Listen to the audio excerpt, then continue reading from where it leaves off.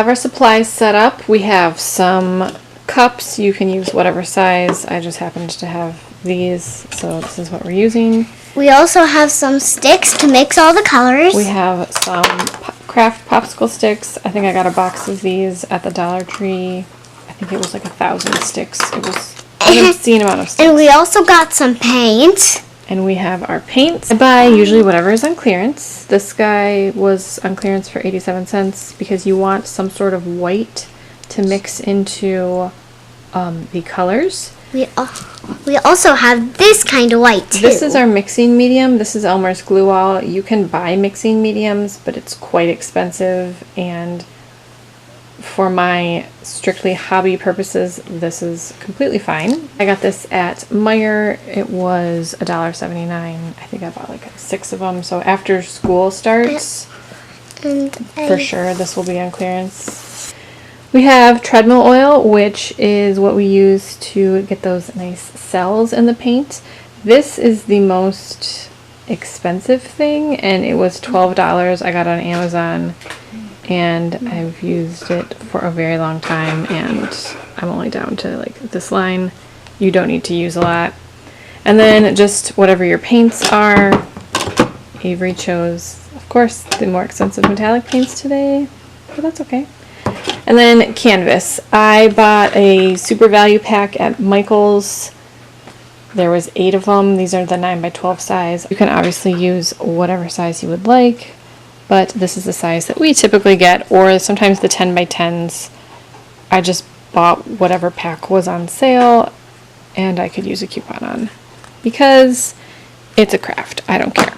So that is the 9x12 painting, and then this is our craft table. That's why we have this tablecloth, and then you'll also need something to prop up your canvas on. These are just little cups that I found in our craft bin that we probably were supposed to use for a party at one time and never did. So they're going to be our little stands to set the canvas on. And then I put some plates under them because I'm anal retentive and I don't want paint to go everywhere. So I wanted something with a lip to catch the paint.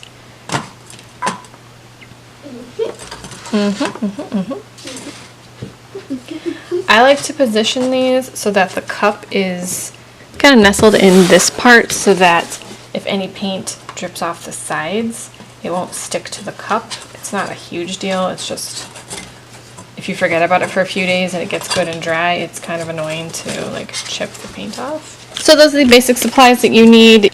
Do it as cheaply as possible.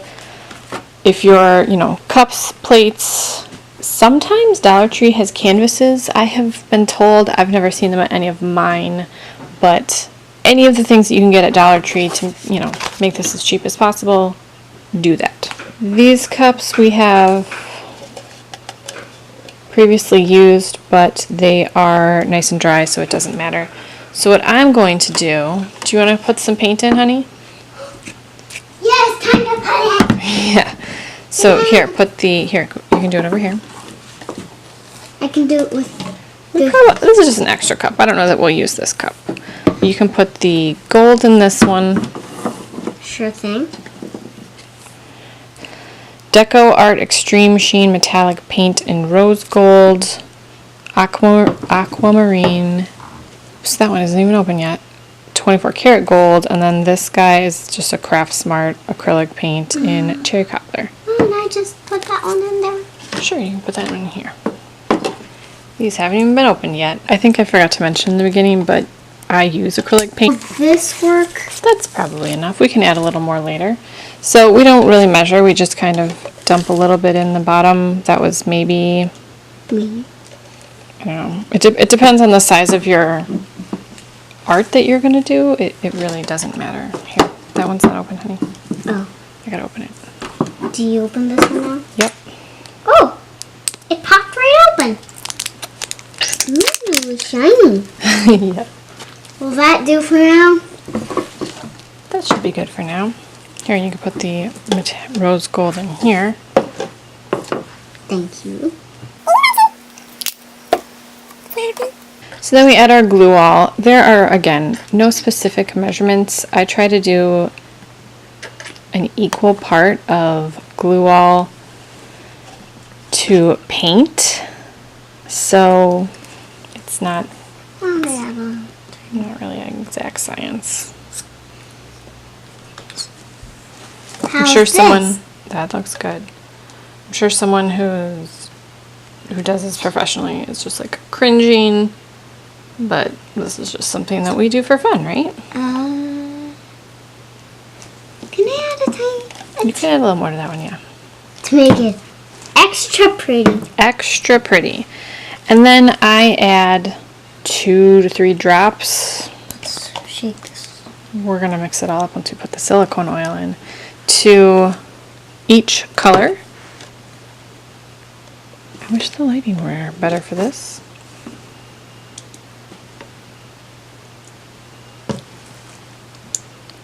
Or just whatever. It's just like by gosh and by golly. And then we mix these together.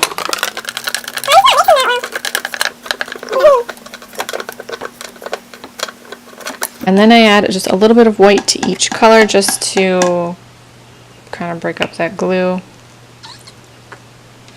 wall. Can I mix it a tiny bit more? Yes. And then mix it all up. And then we're going to add Each color. a little bit of water to each color to thin it out a little bit. Where's the water? Mix up. Especially with these metallic paints, I'm not quite sure how the consistency is going to be in this. How's this? And then I just add a little bit of water, teaspoon of water maybe, a couple drops, whatever. A little more, a little less, doesn't matter. And then mix it up again. Oh man. I know.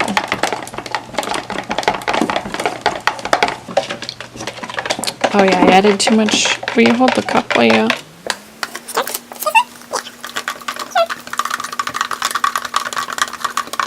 I think mine is good enough.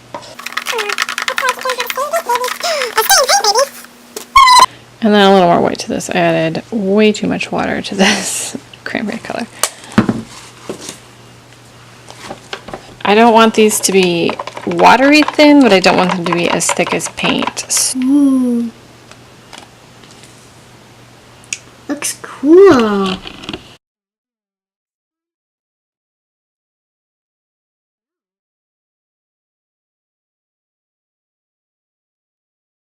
I don't know how this is going to work with these metallic paints.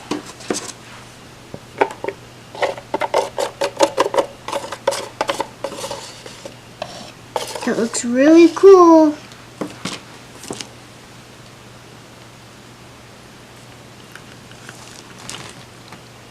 Look, it worked.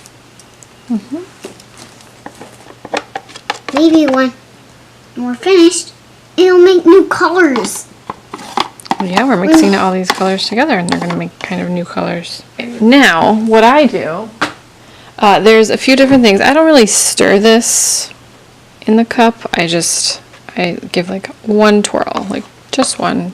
I don't want to mix the colors completely. So what we do is you can either take the cup and pour it onto the canvas or just quickly flip it, let it sit for a second, let all that paint go to the bottom.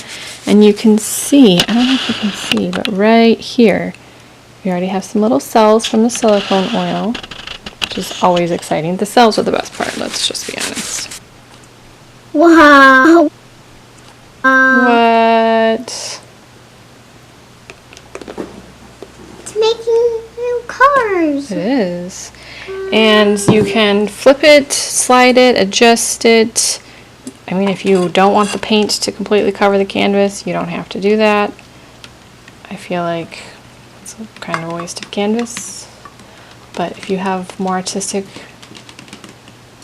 blood flowing through you than I, go for it. I think some of the cells are going away. They'll come back.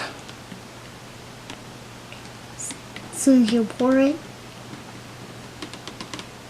You know, I kind of want to heat blow it today. Yep. Every time we do that. Just need to go get the heat blower. Heat gun. heat gun. I thought it was the heat. It's kind of like a heat blower. Gotta find this other. What? Where's the cup? There we go. So you can leave it at that if you would like, and as it dries, some of the silicone and paint will bust through and kind of make more cells. I'm kind of impatient. You can take if you have a long flat spatula or even probably one of these, and you can do a little swiping technique. Let's do a little bit of swiping. I'll get my own stick. One that's fresh. Okay, it doesn't really matter, but Let's try it. just do it very lightly.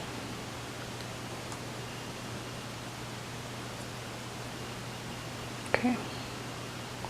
Just lightly skim the top of the paint because there's such a thick layer of paint on here.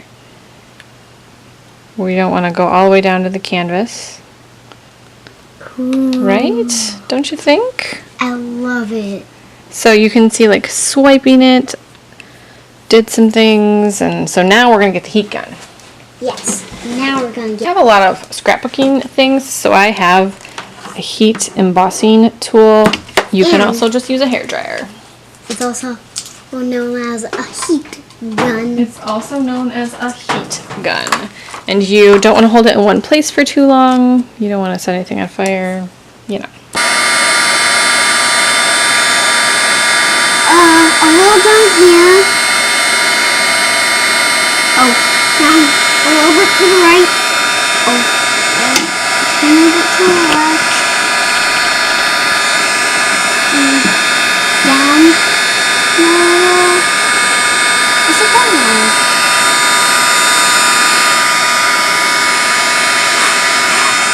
Good enough. That looks good enough. Good enough? Yep. Let's try just a tiny one more swipe. Oh, okay.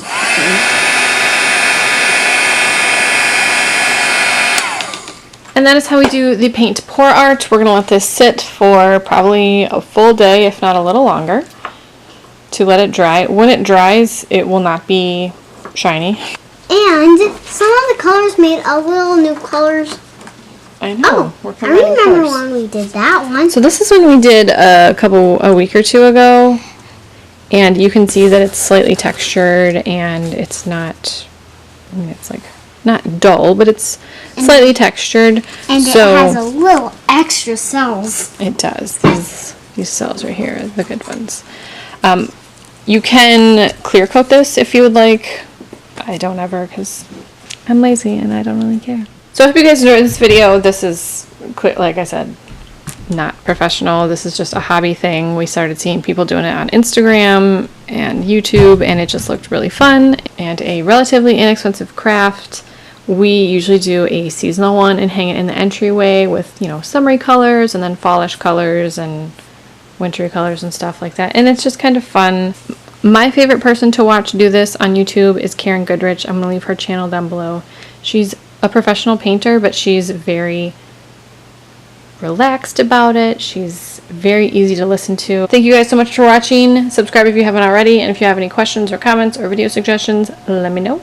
And I will talk to you guys in my next video.